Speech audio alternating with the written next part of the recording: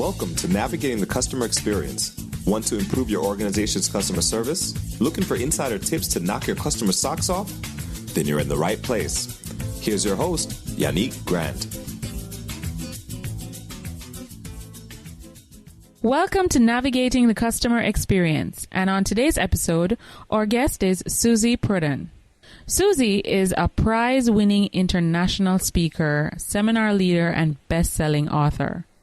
Some of her best-selling items include the Itty Bitty Weight Loss Book, Meta Fitness, Your Thoughts Taking Shape, and Change Your Mind, Change Your Body. She's the winner of Women in Business 1994 to 1995 Most Inspirational Speaker Award and the International Federation of Hypnotists 2001 Award for Excellence for Integrated Therapies and 2006 Lifetime Achievement Award. Guest expert on over 1,000 radio and television shows, including Oprah, The Today Show, and Good Morning America. She's presented proven strategies for achieving success in business, relationships, weight loss, and every area controlled by your mind.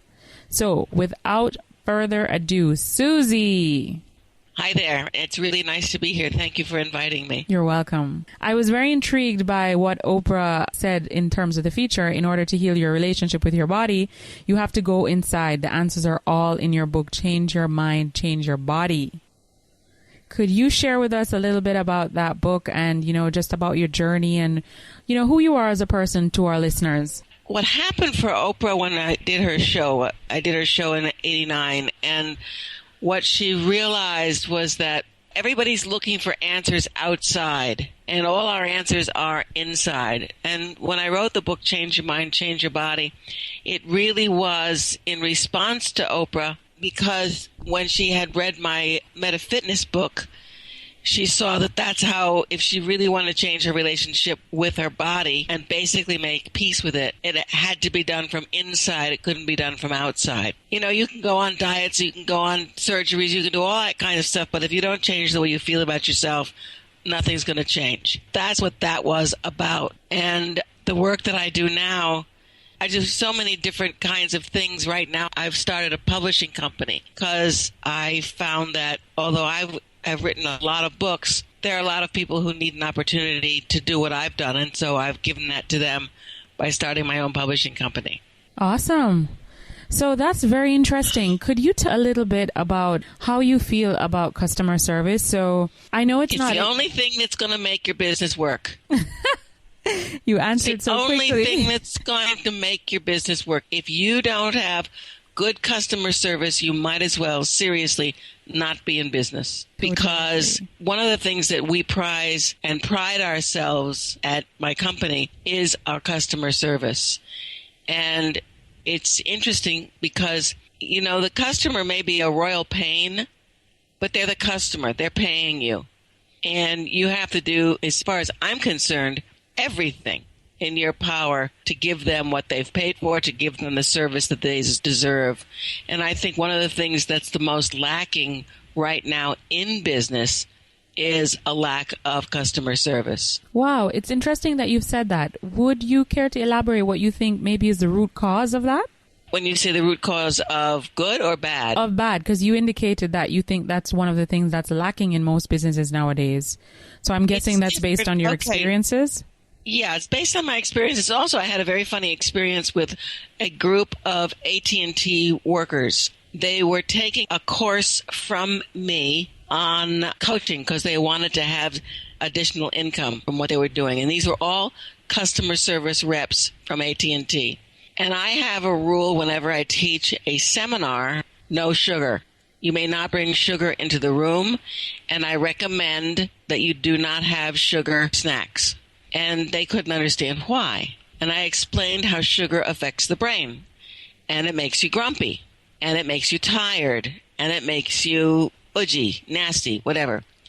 So on the second day, one of the members of the group, I came in, I think it went from daylight saving times to whatever. There was a time change and I missed it and I was late. And so as I went into the restaurant to grab a cup of coffee to come upstairs to where the seminar was, one of the participants was in there getting waffles with syrup and sugar and the whole 9 yards. And I said to her, I said, I'm not going to make you wrong, but I am going to tell you that within 45 to 50 minutes, you're going to start yawning and you're going to be a little grumpy. And I just knew that that's what was going to happen, because that's what happens when you eat sugar. So she came up to the room, and there are 6 of us sitting around a table with computers and all set to go, do what we were doing with our day. And everybody's watching her eat her waffles, drooling. And it was very amusing. And I said, just to let you all know, in about 50 minutes, she's going to start yawning. I don't have an issue with this. This is just what's going to happen. And I swear to God, 50 minutes later, she started yawning. And we lost it, the whole room. And we just lost it. It was so funny. Mm-hmm. So I asked them, and this is the point of my story. I asked them, because they were talking about what happens at AT&T. And I always find that by the time I get to somebody on the phone at AT&T, I'm so mad at having pushed buttons for what seems like an hour that I'm angry before the person even answers the phone. And I always explain to them, please know that I'm not mad at you, but I'm very angry because it took me this long to get to you. And they're usually pretty nice. But sometimes these ladies were telling me that there are people at their company who are cranky all the time. I said, do you have vending machines with sugar in them? And she said, everywhere.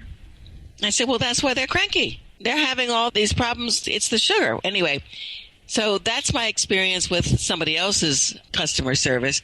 But I have left companies when the customer service has been bad.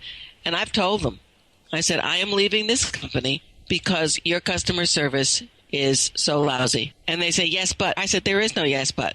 If you don't give me good customer service, there is no reason for me to stay. And this is even companies that I had been with for years. So customer service is the bottom line. If you want to have a company that makes money and stays in business, you have to have good customer service. Excellent. So some of the things that I know that your expertise is in changing your mindset, right? And yes. I strongly believe that in an organization, the attitude of the team members and the attitude of the leadership, it strongly influences the culture of the organization and also the quality of the experience that they have internally, which resonates on what you experience as an external customer. True? I believe that, yes. So, and it's interesting that, and I'll give you another example of what happens for me. If I'm in a very bad mood, and as the president of the company and the person that everybody has to behave in front of, so to speak, I will let I don't have employees right now, but I will let all the people that work for me know ahead of time that if I snap at you, it's not you. It's me. And I had one of the people who used to work for me. You don't know what cranky is. If you think you're cranky, you don't even know what cranky is. Because she said, I really know cranky people.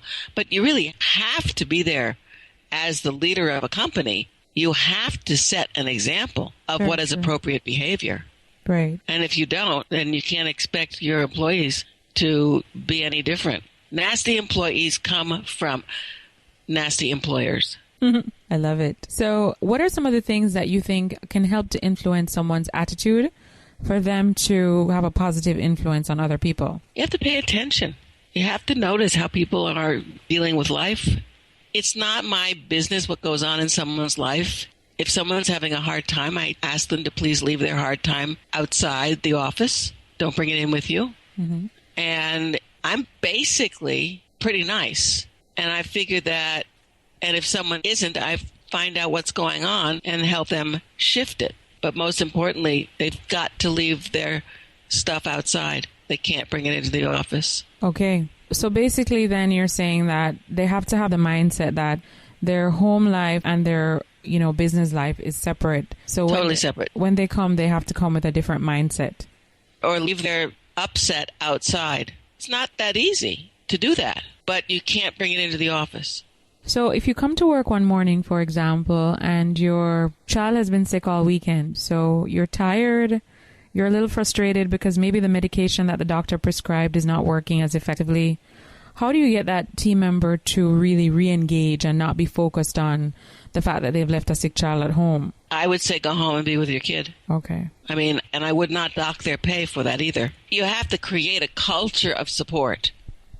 If you have a culture of support in your company, then the people who work in the company will want to support the company. If I'm a lousy boss and I'm not thoughtful of the people who work in my company, why should the people who work in my company be thoughtful to me? True. It's a two-way street. You cannot treat somebody badly and expect them to be there for you. You can say you have to be there for me because blah, blah, blah. It's not going to work. Yeah, and that is a bit double standard as well. Yeah, and it's not right. It's just not right. When my son was young and I had my company, I was in New York, and he got sick, and I didn't have anybody to take my place, let's say, teaching a class, I would call all the parents who were clients of mine and say to them, I'm sorry, my child is sick. I cannot teach your child today. I have to be home with my child. And sometimes they would not understand it. That was their problem.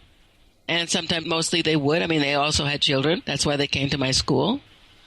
But, I believe that a child comes first. True. You also need some form of striking that work and life balance, because you're really working to earn enough income that you can take care of your family.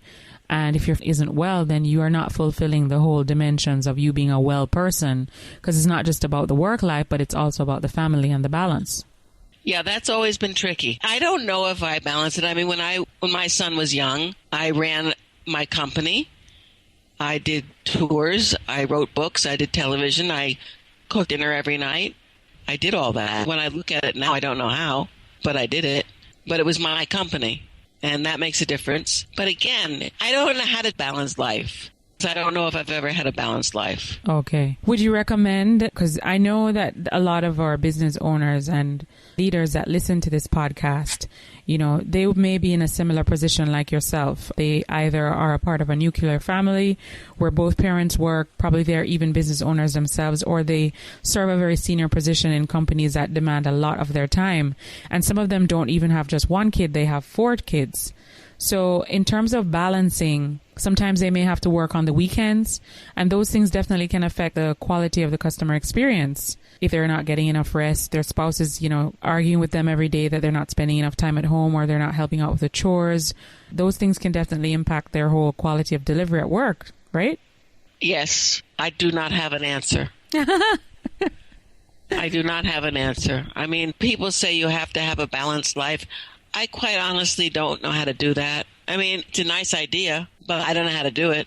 Completely. So one of the things that our guests or listeners would like to hear from our guests is, how is it that you stay motivated being so successful in all of these different areas of your life every day? I love making money. I love it. I think it's one of the most few, seriously. And so that's very often how I stay motivated. I say, okay, so how am I going to make money today? I love making money. It's fun. It's exciting. I've been very wealthy and I've been totally broke. Of the two, I prefer wealth. Well, I'm sure everybody does. Well, I listen, it's very interesting. I have listened to people say, I just want enough. And to my mind, it's, seriously? You just want enough? What does that look like? So I would like to be able to go.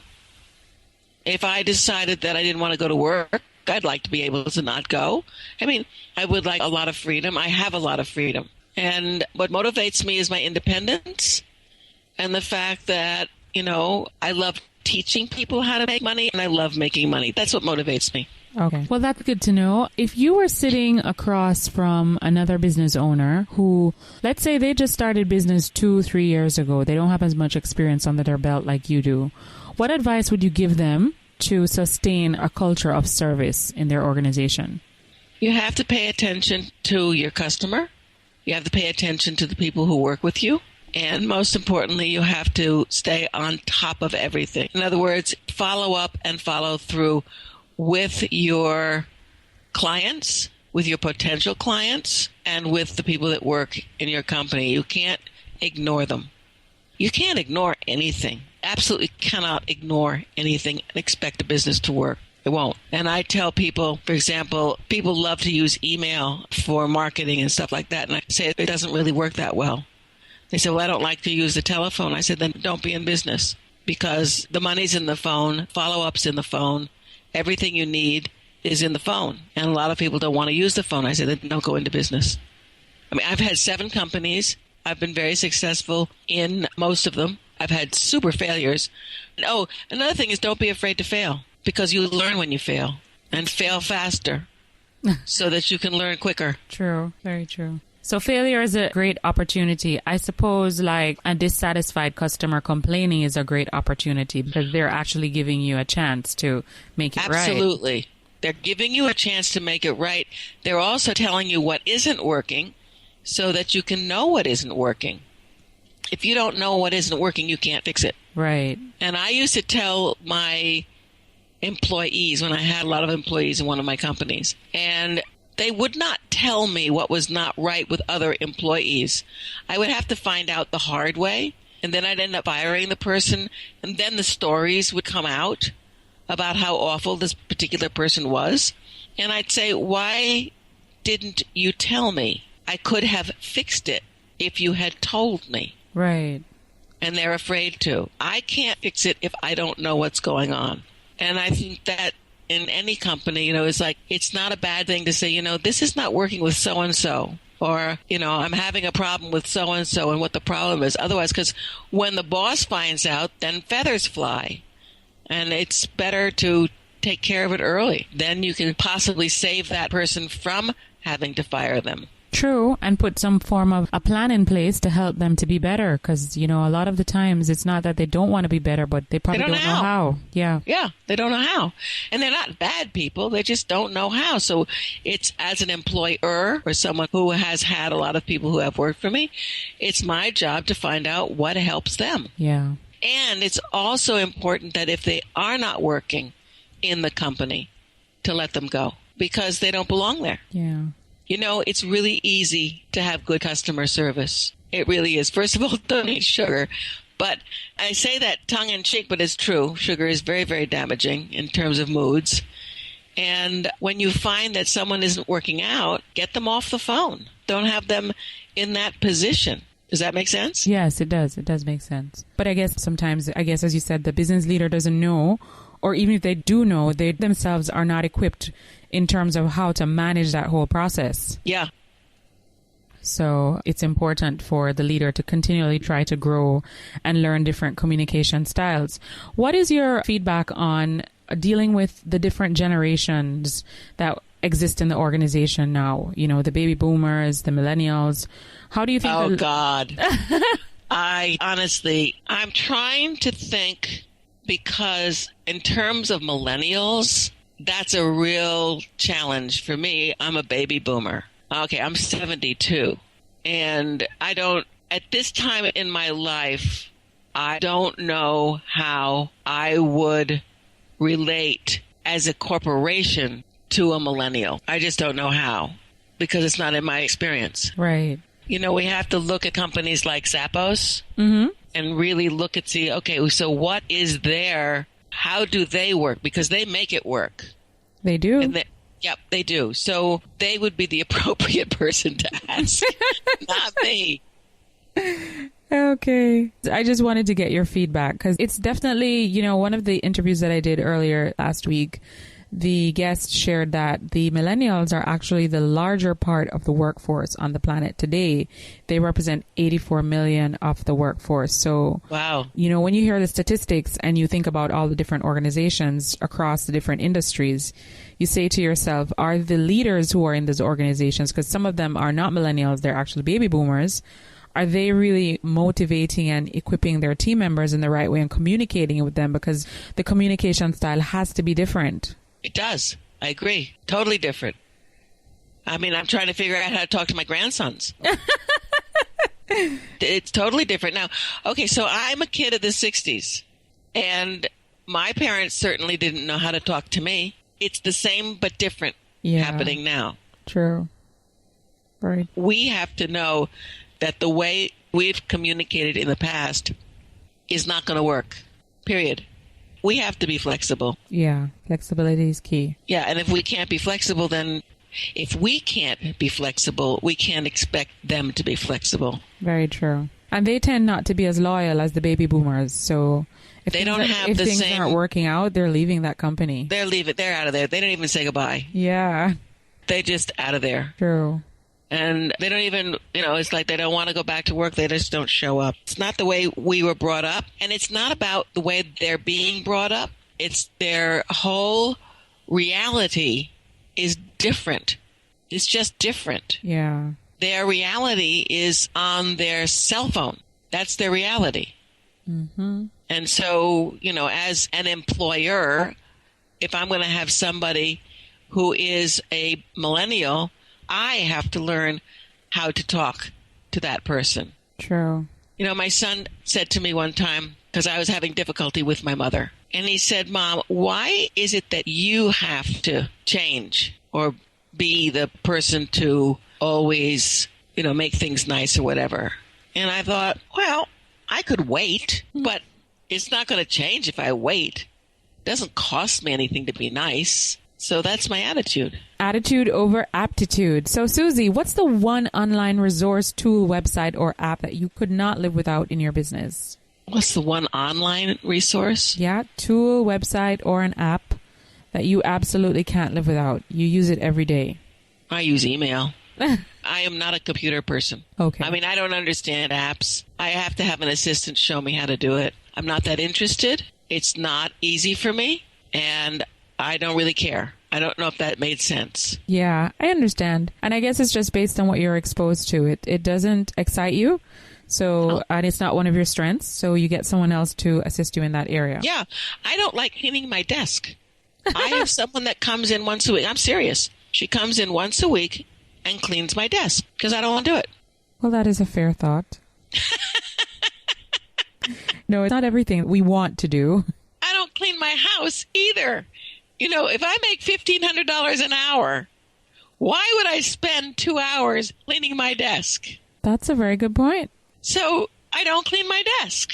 And, people say you have to be good at all things. No, you don't. If you're not good at somebody, hire somebody. True. Don't waste your time. That is true. I have a fabulous business. I'm brilliant at it. And why should I do something that I'm not brilliant at, that I hate doing, because I'm told I should do everything? No, hire somebody. I have somebody who cleans my desk. I have somebody who makes my initial phone calls, sets up my appointments. If you want to have a successful business, you have to delegate. That is true. That's a very powerful point, delegation. And I think a lot of business owners and leaders, they like doing everything. It's funny you said that, because I'm actually working on an article, and one of the things that I put in the article is that we need to work more on our business and less in our business. So that would require us letting go of some of the tasks that are not yielding us the greatest results. Yeah, and cleaning my desk is dumb. And besides, the person who cleans my desk is also a friend of mine, so we have a good time. She comes in within 40 minutes, 18 piles on my desk. We go through everything, gets done. I have a clean desk for a day or two, and it feels good. And I get to do the work that I'm best at. And I think as a business owner, again, with customer service, you want to do what you're good at. And you want to have people who are handling your clients that are good at handling clients. Very true. And smile. Yes, smiling is very important to the customer. Smiling experience is very important. People can hear smiles. Yeah, and making your smile genuine too. Yep. When I wrote my book, Meta Fitness, which was published by Hay House, and I used to go into Hay House all the time, and every single person who worked for Hay House, on the wall across from their desk was a mirror. And before they picked up the phone, and this was anybody, before they picked up the phone, they had to look in the mirror and smile. Changes the tone of your voice. Changes the tone of your voice. You can't be upset if you're smiling. Yeah. I mean, it's physically impossible. And so if you want to change your mindset, start smiling more. Start smiling more, guys. Yeah. And if you really can't give good customer service, you don't belong in that job. I totally agree. Suzy, what are some of the books that have had the biggest impact on you? Well, Think and Grow Rich is absolutely one of them. Mm-hmm. I did a whole series of hypnosis processes using Think and Grow Rich. And I don't know if you know who Greg Reed is. He wrote the book 3 Feet from Gold. But he listens to my processes, and he told me that he increased his income 3 times in 1 month just by listening to because I'm a hypnotherapist, to the hypnosis processes on that CD. So all I did was take the words and put them into hypnotic form. And it really works. And it's fun. That was one of the books that was really beneficial to me. Another book, which I was told to read, and literally it was 1981 that I read it, was called Psychic Energy by Joseph Weed. And it's a book about training your mind. You have so much power in your own mind. And if you can train it to really work for you, you can do almost anything. And so that was a very powerful book for me. Another one was a book that I read again in the 80s called Mind Mapping by Tony Buzan. And I did not know anything about mind mapping. It's very common today, but it was new in the 80s. And so I learned how to, because I don't think, there's a lot of people who don't think linearly. They think sort of kaleidoscopically, like in bursts. Right. And schools try to teach linearly, and those kids have a really hard time. But if they were to learn mind mapping, they wouldn't, because you can literally create the way you think in notes so that you don't have to try and figure out things reading down a page, if I'm making sense. Yes. Anyway, the book is Mind Mapping, and it's very, very powerful. Tony Buzan, a very, very powerful book. I've read so many books, I don't even know which ones anymore have benefited me. I like going to seminars. That's my favorite thing to do. I like that better than reading self-help books. I'm more of an experiential learner. Got you. And many of us learn in different ways, and that one's definitely very powerful. Yeah, and we have to honor that we learn in different ways and really respect the way each one of us learns. My grandson, he thinks conceptually, and for a long time, people didn't understand. He had a hard time expressing himself. And I said to him one day, I think he was 10, I said, I think you think in very large concepts. Am I correct? And he nodded. And I said, and I think that you sometimes have a difficult time explaining what you're thinking because people want you to give them an answer and your concepts are so big, you can't figure out how to tell them something. Does that sound about right? He nodded his head. And so I said, well, that's because you're a genius. It was so cute. Wow. How old is he now? He's 14 now. Wow. Awesome. I said, the reason that you have difficulty is that you don't think the way most people think. You think conceptually. Right.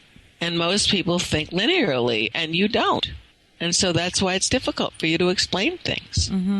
Well, he was relieved. And it was very nice. I really enjoyed doing that because it was important for him to know. Very true. Suzy, what's one thing that's going on in your life right now that you are really excited about? Maybe something that you're working on to develop yourself or your people? Well, the thing I am most excited about is my new company, which is, we call it S&P Productions. S stands for Suzy, P stands for Petey. That's what I call my sister since we were kids. And it's a publishing company. And we are the new dummies. And what I mean by that is that dummies books are books that you have to, they're 350 pages that you have to read with a yellow highlighter. Itty bitty books are the yellow highlights. So we take the concept of getting people information in a way that they have time for because people don't like to read. So it's any kind of informational book done in 15 steps. And then what happens when I get a book and we publish it, then we start working with the authors to help them take their book and turn it into a 7-figure business. And that is extremely exciting for me. I love building businesses. And I'm a business strategist, and it's fun. And the ideas just come to me. They sort of just fall into my head, so to speak. And I trust them. And so, for example, I have one author who did not know she was going to write this particular book when she came to me. And when I met her at an organization called CEO Space, which is a networking organization that I belong to, and it meets 5 times a year in Lake Las Vegas.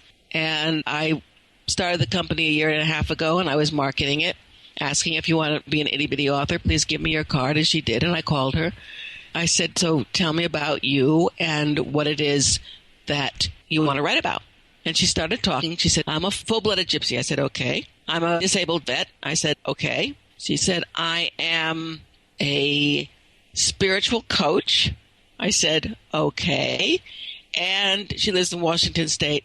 I'm a marijuana dispenser. I said, okay, what would you like to write about? And she didn't know. She said, spiritual coaching. And I said, what's the low-hanging fruit? And she said, I don't know. I said, it's pot. She said, really? I said, yes. How about you write a book called Your Amazing Itty Bitty Marijuana Book, 15 Ways to Use Cannabis for Healing. And she said, how did you do that? I said, that's what I do. And I said, and your next book is going to be 15 ways to talk to your children about cannabis. And your next book is going to be 15 ways to use edibles correctly. Because a lot of people don't know how, and then they get in trouble. Not in trouble with the law, but in trouble with their bodies.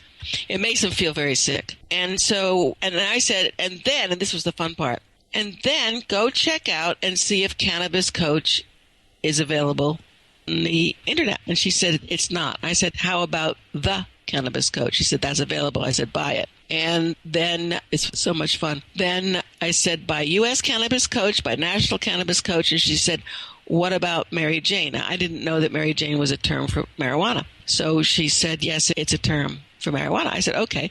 So she said, I would like to do Mary Jane parties like Tupperware parties and teach people how to use cannabis for healing and all the topicals and stuff that's now available. I said, great, buy it. She did. And then I said, buy Cannabis Certification Program. And she did. And so she is now certifying cannabis coaches so that people learn how to use cannabis correctly. And she called me up crying happily about a month and a half ago. She had just been to a conference where she'd had a sponsorship table and in one day signed up 61 people for her cannabis certification program and made $92,000. Wow. Right. That's what I like to do. I like to teach people how to make money. And I can do that through Itty Bitty Publishing because when people have a book, I can then teach them how to take that book and turn it into a 6 or 7 figure business.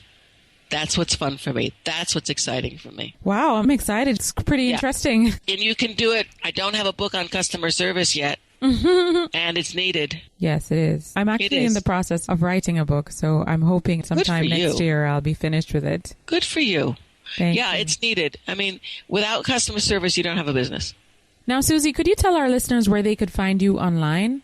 ittybittypublishing.com. ITTYBITTY publishing.com. You can also find me at SuzyPrudden.com. That's SuzyPrudden.com. And if anybody listening wants to become an itty bitty author and they go to the Itty Bitty Publishing site, right there we say, send me your information and we will call you and discuss it to see if the niche is available. We are a niche house. The niche is available. And if it's something that you would be qualified to do and something that you'd be interested in doing. It's very fun. In a year and a half, we've gone from 0 to 128 authors. And you can see the books online. It's very, very exciting. And let me help you become a 7-figure business owner. Very nice. Okay, business owners and all of the business leaders that are listening to this podcast, I hope you guys really connect with Suzy Prudden. Visit her website, ittybittypublishing.com, correct? Correct. And feel free to reach out to her through her own website as well, suzyprudden.com, or through ittybittypublishing.com. It's easier through ittybittypublishing.com. Suzy Prudden is just very impressive. Okay. So you heard it from the author herself. Go to ittybittypublishing.com. ittybittypublishing.com. And just everybody who's listening, seriously, besides follow up and follow through, the most important thing in your business is customer service. Without it, you don't have a business. Awesome. Awesome. Okay, Suzy, before we wrap up today, we always like to ask our guests what is a quote or a saying that they like to follow or, they use it to invigorate themselves on a daily basis or even with their team. Is there one that you go by? Yes, and thank you for asking because I would never have thought of even mentioning it. A lot of people talk about affirmations and they say you have to say affirmations to change your life. For example, a good example is I want to lose weight. So people will say, just say what weight you want to be and then keep saying that and eventually you'll be that. But I don't agree with that because your mind will argue it. And what I say is it's now okay. So, for example, well, let's talk about money. If you want to be a millionaire and you say, I'm now a millionaire. If you're not a millionaire, what do you think the mind does? Probably tells you that you're not. Exactly. So it argues. It's not your reality. Right. So it argues. And so when the mind starts to argue, then rather than giving yourself an affirmation for being a millionaire, you are setting it up so that you're arguing with yourself against becoming a millionaire. So what I say is change the affirmation to it's now okay to be a millionaire. So let me ask you, when you say that, how does that feel? It's now okay to be a millionaire. It does sound a little bit more reassuring. I'm giving myself permission to become a millionaire. There you go. That's it. I have a little blue wristband that I sell. And the reason I sell it, if I give it away, they won't take it seriously. So I sell it at my workshops. And I don't sell it for $1. I sell it for $5. And I sell it for $5. It's worth $1. But I sell it for $5 so that people don't throw it away. And it says it's now okay. And they can take anything that they're working on within themselves, put it's now okay in front of it, and start to change their life the way they want to. It's now okay to be the weight that I want to be. It's now okay to make $1 million. It's now okay to have the perfect relationship. It's now okay to have more fun in my life. It's now okay to figure out how to balance my life. Doesn't matter what it is. Just put it's now okay in front of it and you'll achieve it. Awesome. It's now okay. So that's our mantra for this podcast and for all of our listeners and guests out there that are listening to Suzy Prudden on this awesome podcast. It's now okay. Whatever you're doing in your life, just remember that you put those 3 words, very powerful words, in front of whatever you're doing. It is now okay. It's now okay. It'll totally change the dynamic and bring you what it is that you desire. Amazing. Okay, so again, for our listeners and guests out there, if you'd like to connect with us further, you can follow us on Twitter, and our Twitter handle is NavigatingCX. You can also come and join our private Facebook group. It's called Navigating the Customer Experience Community. And in this group, we have all of our past guests as well as industry leaders, all of our guests, all of our listeners, anyone that would like to gain more information on navigating through the customer experience. We'll have leadership quotes in there. We'll have conversations about making yourself better professionally and personally so that you can lead a more fulfilled life and be able to add value to yourself and to all the persons that you interact and connect with. So feel free to come on over to Facebook and join our free group. If you'd like to visit our website as well, the podcast is hosted on our website, www.navigatingthecustomerexperience.com, and it's also hosted on iTunes, Stitcher Radio, and SoundCloud. So again, thank you, Suzy, for coming with us today on this wonderful journey. I learned a lot, and I'm sure our listeners did too. Please contact me if you have any questions about becoming an author and making $1 million or more at ittybittypublishing.com. Awesome. So thank you again for joining us, and we'll see you again on Navigating the Customer Experience. We really appreciate your support of this podcast.